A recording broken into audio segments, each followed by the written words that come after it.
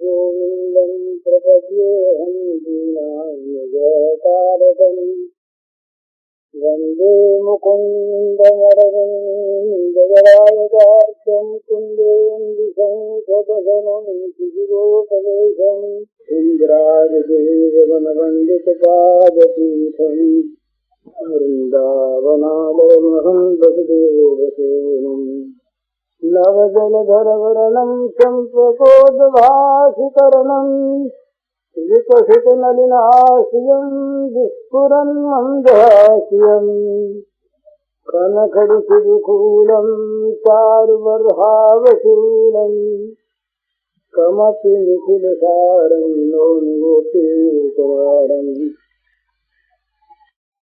वंशीविभूषितकरान्नवनीयदाभात् पीताम्बराधरुणबिम्बफलाधरोष्ठात् पूर्णेन्दुसुन्दरमुखादरविन्दनेत्रात् कृष्णात् परं किमपि तत्त्वमहं न जाने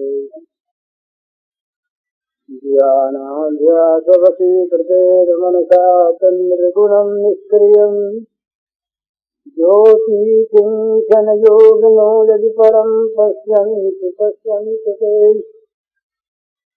अस्माकं तु तदेव लोचनचमत्काराय भूयाचिरम् कालिन्दी पुलिनेषु यत्किमपि तन्नीलं मूढावति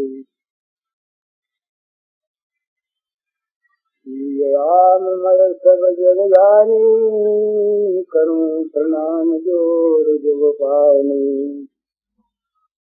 समस्त चराचर जगत में प्राणी मात्र के रूप में अभिव्यक्त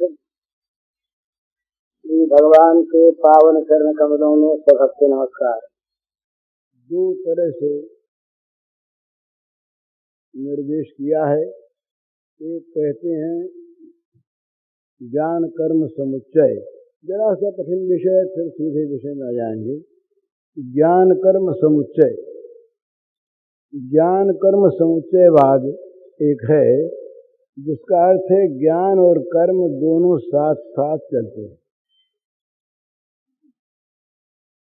एक दूसरा दार्शनिक मत है कर्म का सर्वथा अभाव होता है ज्ञान में, ज्ञान में कर्म रहता ही नहीं। और दोनों ही बड़े अच्छे दर्शन के आचार्य हैं। तो बात क्या है? कर्म किए बिना मनुष्य रह नहीं सकता, ये बात भी ठीक। और जिस कर्म के करने में कर्तापन का भाव नहीं रहता, कर्तृत्व नहीं रहता, अहंकृति नहीं रहती, यस्य नाहं कृतो भाव बुद्धि से न लिप्यते हत्वापि सीमान लोकान् न हन्ति न निबध्यते। कर्म वही कर्म माना जाता है जिसमें कोई करने वाला है, जिसमें कर्तृत्व का कर्तापन का अहंकार है, वो कर्म कर्म नहीं है। अतएव ज्ञान में अहंकार रहता नहीं तो कर्म वहाँ होता ही नहीं। तो इन दोनों का वास्तव में एक अर्थ ही है। दोनों की दो तरह की व्याख्यान की शैली है। तो और दोनों ही अपने अपना प्रतिपादन करते हैं। भगवान शंकराचार्य ने कर्म संन्यास का बड़ा सुंदर प्रतिपादन किया और वो ठीक किया। वो कहते हैं कि भाई गीता इस बात को कहती है कि इंद्रियां इंद्रियों के अर्थों में वर्त रही है। प्रवर्तन विषन उन्मिशन निमिशन नफी, सारी इंद्रियों के सारे कार्य होते हैं। गुणा गुण वर्तन्ते इति मत्वा न सज्जते, गुण गुणों में वर्त रहे हैं, इंद्रियां इंद्रियार्थों में वर्त रही है, कोई कुछ कर नहीं रहा। तो कर्म संन्यास सर्वथा ज्ञान में अपेक्षित है, ज्ञान में कर्म नहीं रहता। इसी प्रकार तिलक सरीखे बहुत बड़े महानुभाव, उन्होंने गीता को कर्मयोग शास्त्र प्रतिपादन किया। वे कहते हैं कि कर्म रहते क्या अर्जुन अज्ञानी था? तो अर्जुन को तो बहुत अंश में कुछ लोग ऐसा मान भी लेते हैं कि वो कर्माधिकारी था, लेकिन भगवान शंकराचार्य ने तो जीवन भर कर्म किया। शंकराचार्य ने संन्यास ग्रहण के पश्चात सनातन धर्म के प्रचार के लिए जब तक उनके प्राण रहे तब तक वो सदा सर्वदा अनवरत रूप से काम करते रहे। उस समय रेल नहीं, उस समय वायुयान नहीं, मोटर नहीं, कहाँ बद्रिकाश्रम और कहाँ रामेश्वरम, कहाँ पुरी, सब जगह उन्होंने मठों की स्थापना की। सारे भारतवर्ष में अद्वैत ज्ञान का बड़ा सुंदर प्रचार किया।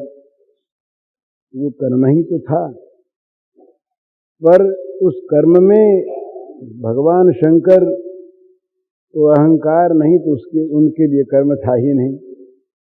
तो दोनों बातें ठीक हैं, लेकिन स्वरूपतः कर्म का परित्याग मनुष्य के जीवन में संभव नहीं, हो नहीं सकता।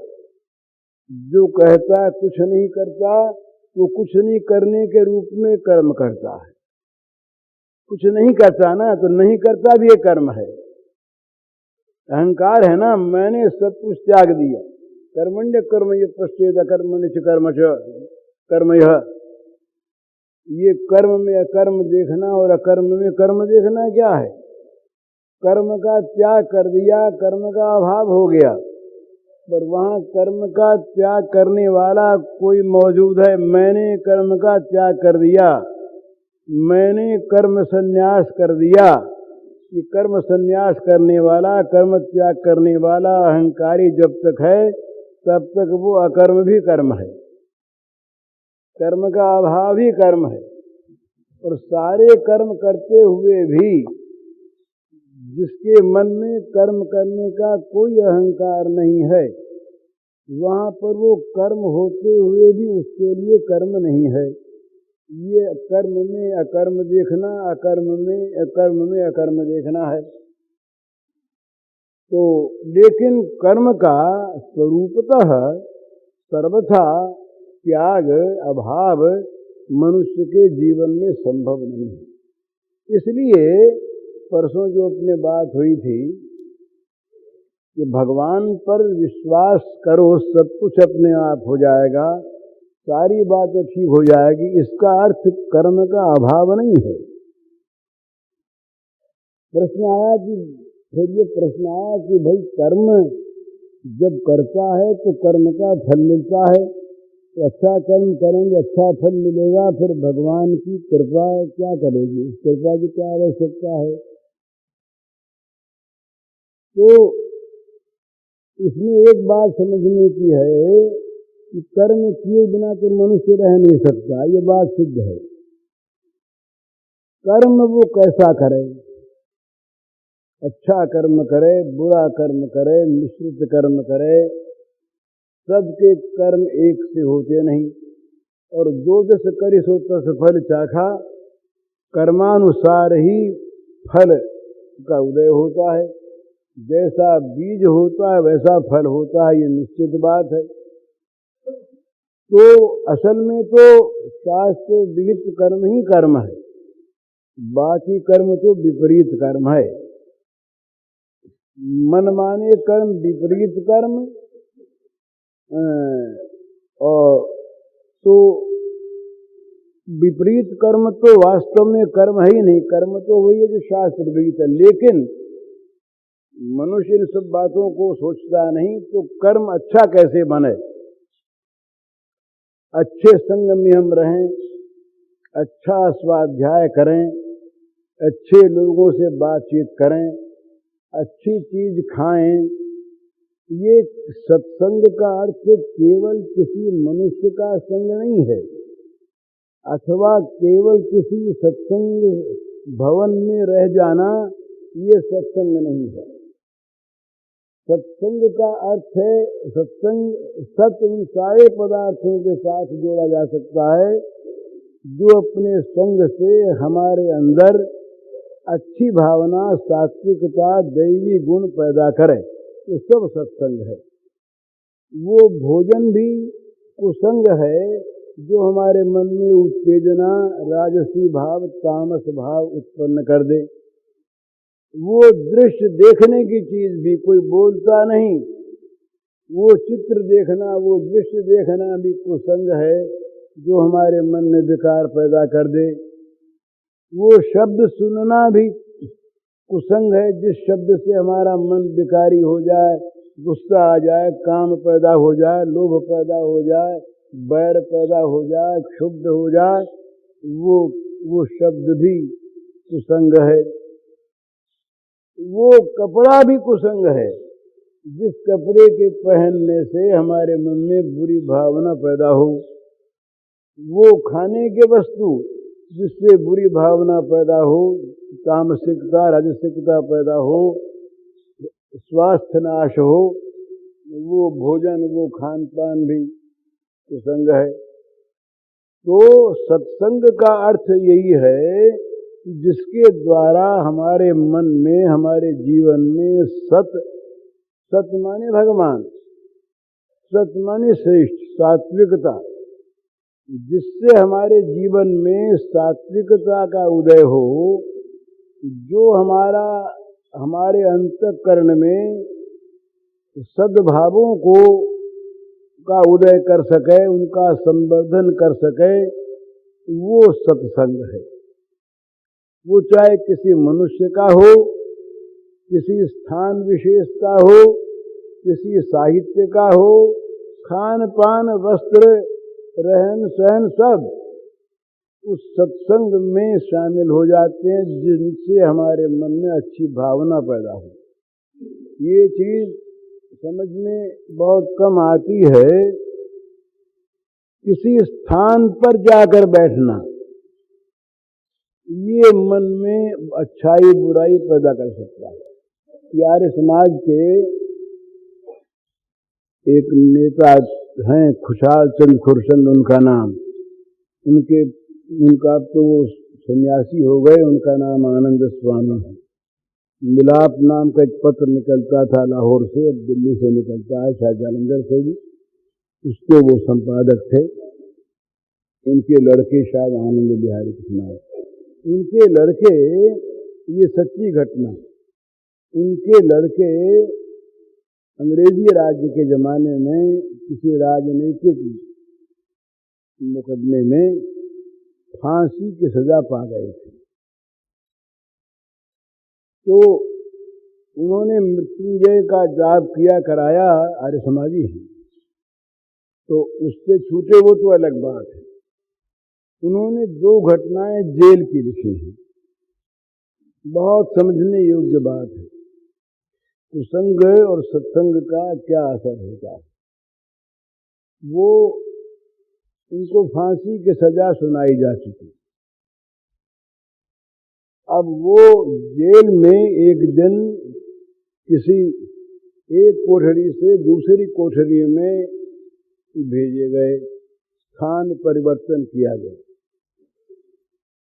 वहाँ वो रात को सोए, तो सोए सोए उनको सपना आया कि एक गांव है, गांव का घर है, बाहर दालान है, अंदर घर वाले रहते हैं। वो अंदर गए, अपनी माँ के केश पकड़ करके खींच के बाहर लाए, माँ को छुरे से मारा। नींद टूटी तो चौंक उठे। माँ के बड़े भक्त रहे वो। ये सपना कैसे आया, बड़ी व्याकुलता, फिर सोने की चेष्टा की, फिर नींद आई, फिर वही सपना आया, फिर वही सपना आया, तो फिर जग उठे, रात भर बेचैन रहे। सवेरे बैठे थे बड़े उदास, जेलर उधर से निकले। तो जेलर ने देखा, उनको उदास कहा, आप उदास क्यों बैठे हैं? तो कहा कि रात को हमें ऐसा सपना आया, हम बड़े बेचैन हैं, हमारी माँ की क्या हालत है पता नहीं। तो जेलर ने बड़े आश्चर्य से पूछा, क्या सचमुच सपना आया आपको? सचमुच ना आता तुमने क्यों कहता, झूठ क्यों कहता? बोले बड़ा आश्चर्य है, इस कोठरी में कल तक जो कैदी था, जो कल यहाँ से दूसरी जगह भेजा गया है, वो ठीक अपनी माँ को मारकर इसी प्रकार अपराध करके आया था। वो यहाँ पर कितने दिन रहा, तो ये पता लगा कि उसके रहने से उसके जो मानस अपराध थे, उन अपराधों का प्रभाव पड़ा उस जेल की कोठरी के वातावरण पर, और उस कोठरी के वातावरण ने निर्दोष मातृभक्त के मन में सपने में आकर के उस अपराध की अवतारणा करा दी। ये सत्संग। दूसरा उन्हीं ने अपने उसमें लिखा है, उसी प्रसंग में एक बार किसी दूसरी कोठरी में उनका ट्रांसफर हुआ। वहां उन्हें किसी रेप केस का सपना आया, किसी आचरण के दोष का सपना आया। तो फिर बड़े बेचैन हुए। सवेरे वो गए, उनके पिता खुशहाल चंद जी उनके पास, पूछा कि भाई उदास क्यों हो? तो कहा पिताजी ऐसा सपना आया। तो पिताजी ने पूछा कि तुमने कल क्या खाया था, कोई ऐसी चीज तो नहीं खा ली जिससे मन में तामसिकता पैदा हो, या तुमने कोई ऐसी किताब तो नहीं पढ़ ली जिससे मन में काम विकार पैदा हुआ हो? उन्होंने कहा कि न तो मैंने कोई चीज खाई, सदा खाता वही खाई, और उपनिषद के सिवा मैंने और कुछ पढ़ा नहीं। उपनिषद पढ़ता था। तब बोले बड़ा आश्चर्य, क्या हुआ? तो जेलर को बुलाया, पूछा भाई क्या? जेलर ने फिर वही बात सुनाई कि कल तक इसमें कैदी था, वो रेप केस का कैदी था, और उसके वातावरण से ये प्रभाव था। तो ये समझने की बात है। ये तीर्थी कुर्वंत तीर्थान, ये जो कहा है ना, संत लोग तीर्थों को तीर्थ बनाते। जहां जिस भूमि में जिस प्रकार के कार्य होते हैं, जिस प्रकार के कार्य करने वाले लोग निवास करते हैं, जिस प्रकार की चीजें वहां पर बरती जाती हैं, उसी प्रकार का वातावरण में, वहां के भूमि में, वहां के जल में, वहां के रज कण में उसका असर होता है। और वहां जाने पर किसी को कम किसी को ज्यादा, जो उस अपराध से ज्यादा हिले मिले हैं उन पर ज्यादा असर होगा, कम वालों पर कम असर होगा, पर असर होता है। तीर्थों में लोग क्यों जाते हैं? पाप धोने जाते हैं। आज तो तीर्थ भी अतीर्थ बनते जा रहे हैं, क्योंकि तीर्थों में तीर्थत्व पैदा करने वाले संतों का अभाव हो गया। तीर्थों में भी कहीं इंडस्ट्री आ गई, कहीं वहां पर, यहाँ इस स्वर्गाश्रम में होटलें खुल रही, हमने कल देखा होटल खुल रहा है। ये तपोभूमि थोड़ी रहेगी। जिस प्रकार का कार्य वहां पर होगा, उसी प्रकार का वहां पर सब जगह असर होगा। तीर्थों में नहाते ही, ये गंगा में बड़ा असर है, अब तक है। तीर्थों में नहाते ही मानो पाप कट जाते हैं। क्यों कट जाते हैं? जल तो वही जल ही है। उस जल के कण में जैसे वो रोग के कीटाणु होते हैं, स्वास्थ्य के परमाणु होते हैं, इसी प्रकार सद्भावों के परमाणु होते, हवा में होते हैं, आकाश में होते हैं, वायुमंडल में होते हैं, जल कण में होते हैं, रज कण में होते हैं, दीवालों में होते हैं, आसन पर होते हैं। जिस चौकी पर बैठ करके कोई महात्मा नित्य ध्यान करते हूँ सच्चा, उस चौकी पर बैठ जाइए, मन लगने लगेगा आपका।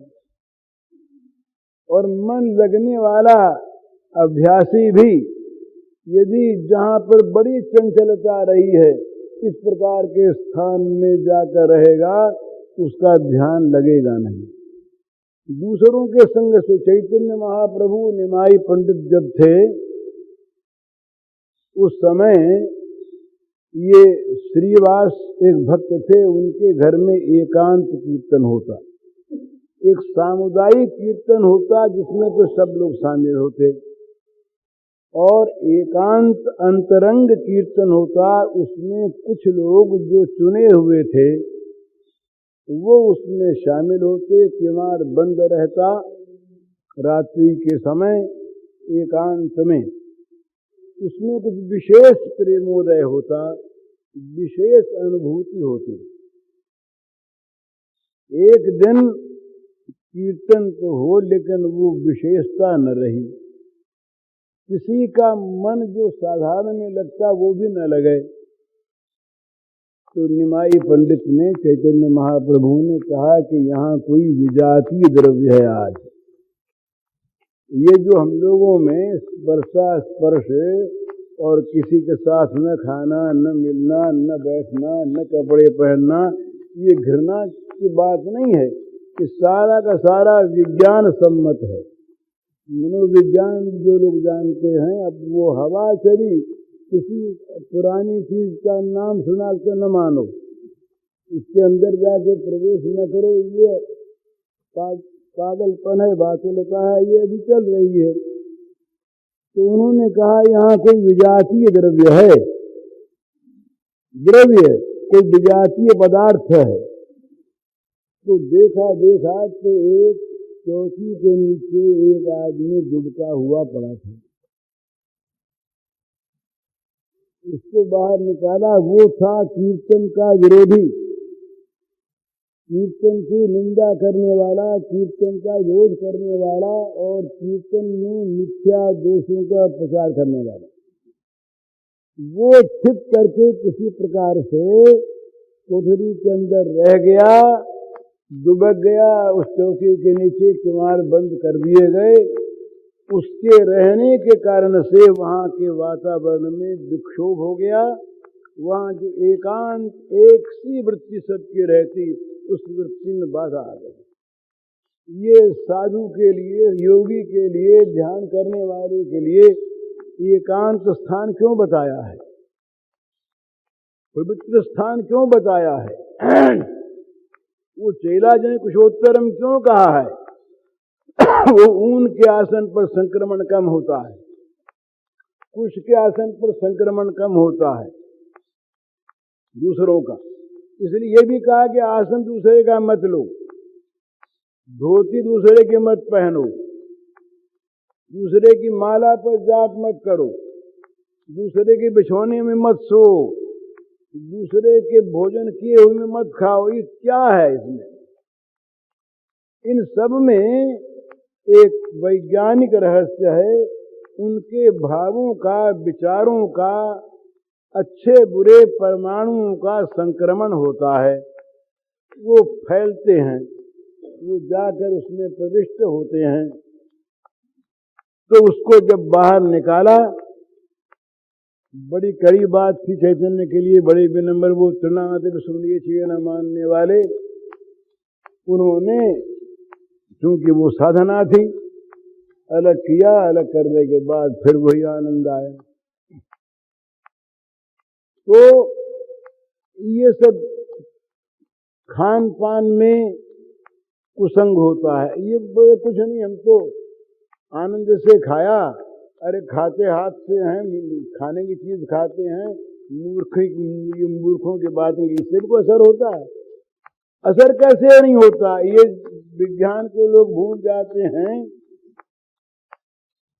हमारे वो से एक ऑपरेशन हो रहा था, मैं पहले गया उस ऑपरेशन रूम में, तो सर्जन ने तमाम मोजे पहन लिए,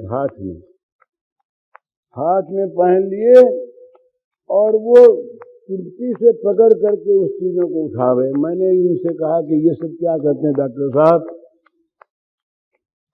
वो बोले कि वो सेप्टिक का डर है। अब सेप्टिक का डर क्यों है, क्यों डर सेप्टिक का है? बोले इसके परमाणु जो है ना, जर्म्स, वो जर्म्स कहीं आ जाए तो बड़ी मुसीबत हो जाए। बोले ये तो आप यहाँ की कहते हैं, हम लोग तो जब टीबी के पेशेंट को, किसी टाइफाइड के पेशेंट को जब देखते हैं तो नब्ज देखने के बाद हाथ धोते हैं। तो क्यों हाथ धोते हो? छुआछूत तो कोई चीज है नहीं, हाथ क्यों धोया तुमने? बोले छुआछूत तो नहीं मानते हम, पर ये तो जर्म्स को आना जाना है। बोले जिसको हैजा हो गया उसके पेशाब टट्टी को बोले यूं मत फेंको, जलाओ या जमीन में गाड़ो। टीबी वाले के थूक को यूं मत फेंकने दो, उसको जमीन में गाड़ोगे, जिससे वो मिट्टी उसको मिट्टी में जज्ब हो जाए, वो बाहर आके किसी प्रकार का वो कीटाणु न फैला सके। ये सब इसलिए है कुसंग न मिले, कुसंग न मिले। तो मनुष्य जब सत्संग करेगा तब उसकी सद्बुद्धि होगी, सद्बुद्धि होगी तब सत्कर्म होगा। कोई भी कर्म करने से पूर्व, किसी भी कर्म में आदमी प्रवृत्त होने से पहले, चाहे क्षण भर के लिए हो, वो चीज पहले मन में आती है। मन में आई हुई चीज बाहर आती है, नियम है। तो मन यदि शुद्ध होगा तो शुद्ध कर्म होंगे, मन यदि अशुद्ध होगा तो अशुद्ध कर्म होंगे।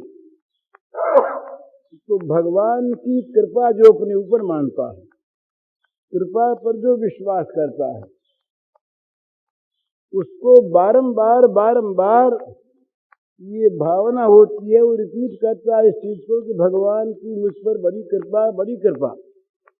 भगवान अशुद्ध नहीं है, भला जो भगवान को मानता है, चाहे उसके भगवान कैसे ही हों, पर भगवान का जो क्वालिफिकेशन है, भगवान के जो गुण वगैरह हैं, ये तो ऊंचे से ऊंचा मानेगा अपने जान में। तो भगवान के स्मरण के साथ उन सद्गुणों का स्मरण होगा।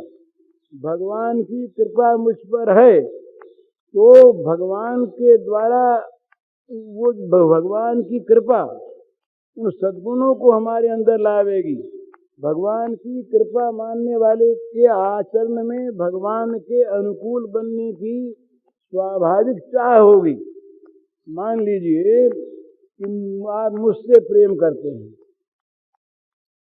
मुझसे प्रेम करते हैं और मेरी प्रीति अपने ऊपर मानते हैं, तो आप स्वभाव से ही ऐसी चेष्टा करेंगे कि आपका हर एक काम मेरे अनुकूल हो।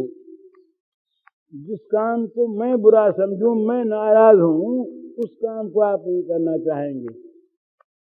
तो जब आप भगवान की कृपा अपने ऊपर मानेंगे, इतने बड़े भगवान और हम इतने छोटे पर इतने बड़े कृपा करते हैं, तो उनके अनुकूल न हो किसके अनुकूल होंगे? उनके अनुकूल होना ही अंतःकरण की शुद्धि है।